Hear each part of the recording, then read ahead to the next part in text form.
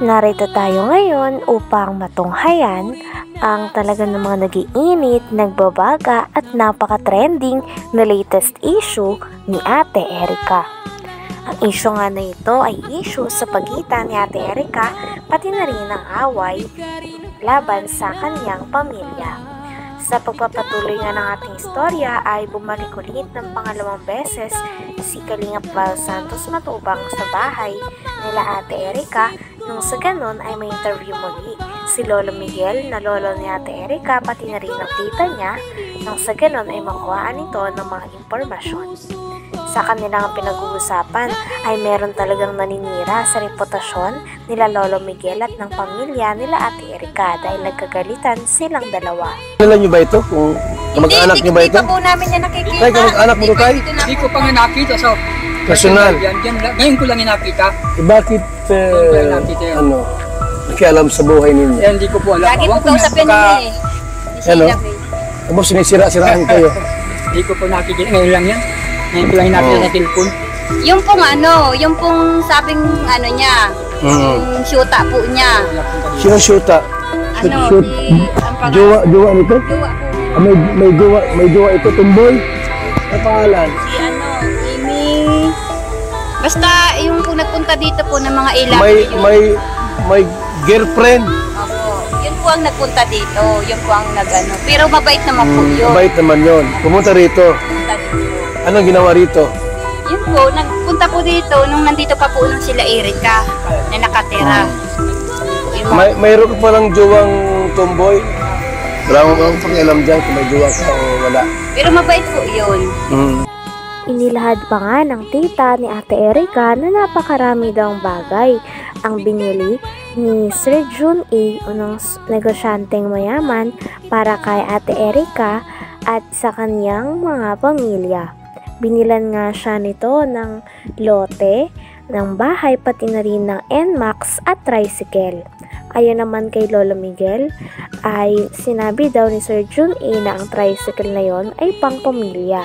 Ngunit ang nangyari ay kinuha daw ito ng ate ni Erica na si Sheila May kasama ang kanyang asawa.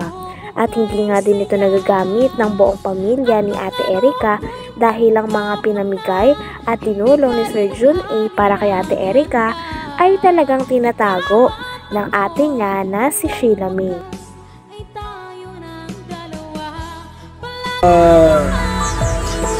Sino mong pira yung ginamit? Pira nila o pira ni Jun A? Kay Jun A. Jun A po yun. Kami po ang magpapatunay po doon. Hindi pira nila Hindi po pira po ng ilaber. Hindi pira.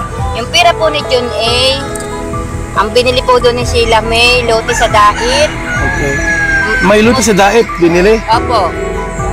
Magkano bili nun? Yung baga pong Ilmax po yun. 100. Bumili pa ng motor. Tricycle. Oo, ang dami. Tricycle pa. Motor, tricycle pa. Pero ang pagkakasabi ko, ang dinig ko, yung may tricycle ngayon ay pampamilya. Pero inang Sabi kanila. nila. Inang kinino? Hindi yung asawa. Sino yung asawa? Pangalan po. Sheila May, asawa niya. Pero ang sabi ni Jun A, pang pamilya. Ano ibig sabihin? Kasama kayo doon? Siguro po, sabi daw po. Pang pamilya. Baka sa kanila lang.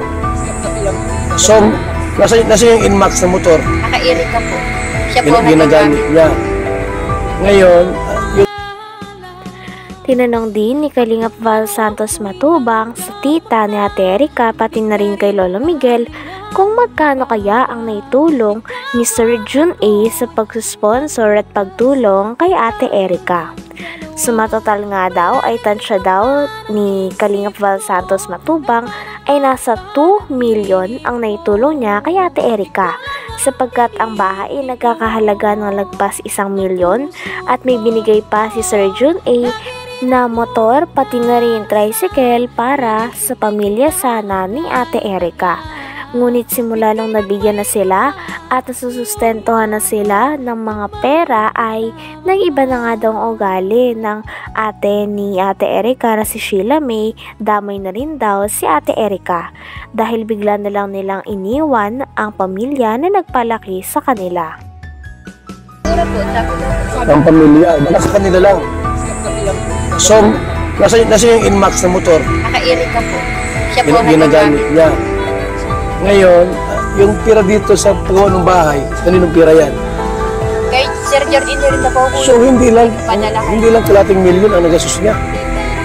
Hindi po pala malaki yung research yun. Nahigit pang 1 million yun. Ang alin? Ang halaga nun. Ang alin? Yung bahay ko yun. Itong bahay na ito, higit 1 milyon. Hindi po makakapagod natin yung mga ginawa ko po, mga yung nakakita. asawa nito. Yan. Ginawa ko O, ayun ang ebidensya. So tayo, kung tutusin, kung pintahin lahat, ba't ang mga 2 milyon ang pirang binitiwan ni Sila na John A? nagpaganda. baka higit hanggang loob ng bahay. Hindi, kasi may Inmax pa. May motor, sidecar, may lupa pa sa dait. Grabe, mayaman si John A pala, no? Kaya nga po sabi ko po, tumigil kayo kung ayaw ninyong malaman ang katotohanan ng mga tao na binabaliktad ninyo sa amin na wala naman kami.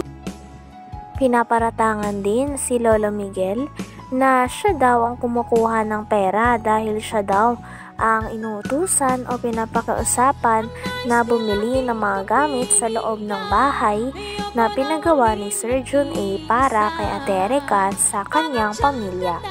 Ngunit kiit naman ni Lolo Miguel ay wala naman daw napupunta sa kanya sapagkat pinapabili lang daw siya, at kapag pinabili daw siya ng gamit ay binibili niya naman daw talaga ng walang labis at walang kulang. Talagang ang source ng pera ay nanggagaling kay Sheila May na ate ni Ate Erika, dahil sa kanya daw nagpapadala at siya ang kumakausap kay Sir John A. Sabi pa nga ni Kalingap Val Santos Matubang ay may tuturing talaga na parang buhay prinsesa si Sheila May dahil may mga taga-utos ito. Kaya ito, ayoko naman po na parang daldal ko, tapos yung pala, tama si N. Tunyacao Torres, yan o. Hindi namin yung Eh, Lolo Migs, ano kaya yung topic natin dito? Diba, pera at ikaw ang may hawak yung pera, hindi si May. Dahil kayo ang bumili ng gamit. I have some evidence of what happened from the start. Yung pirang yun, ibinibigay lang sa akin para bumili ako ng mga mga gagamitan sa bahay. Pero nasa kanya ang pira, siya ang na-withdraw. Siya ang uli-uli mag-asawa sa dait. Doon na sila natutulog. Doon sila natulog. Pag makain sila at hindi gusto ng ulam dito, doon sila nakain sa dait. Sino? Yung sila? Asawa. Sila May. Sila May, yung tatlo. Buhay ray na. Buhay rin na nga. Nangyayari. Ano? Talaga. Kahit uuwihan dito, ni isang mansanas, hindi man lang bigyan yung apo. Grabe naman. Ayun. Kaya po, kasi nungalingan po yung sinasabi po niya ni Amy Torres.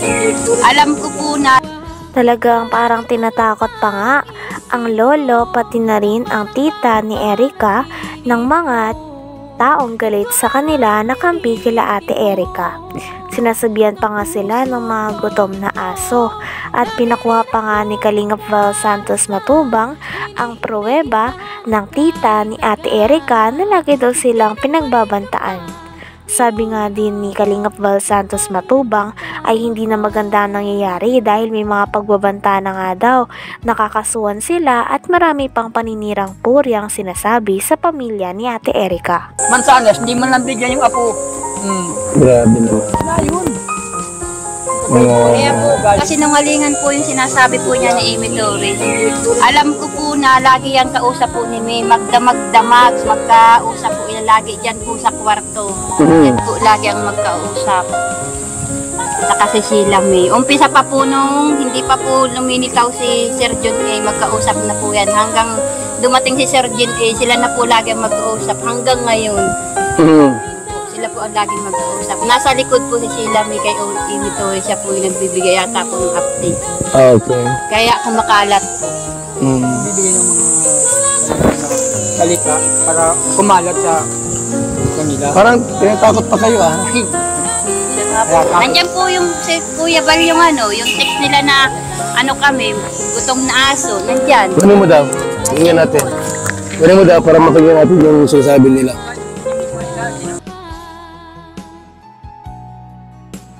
Hanggang dito na lamang muna ang ating napakainit, nagtitrending at talaga namang mas nakakaintriga na issue ni Ate Erika. Maraming salamat sa inyong panonood. Hanggang sa muli. Bye!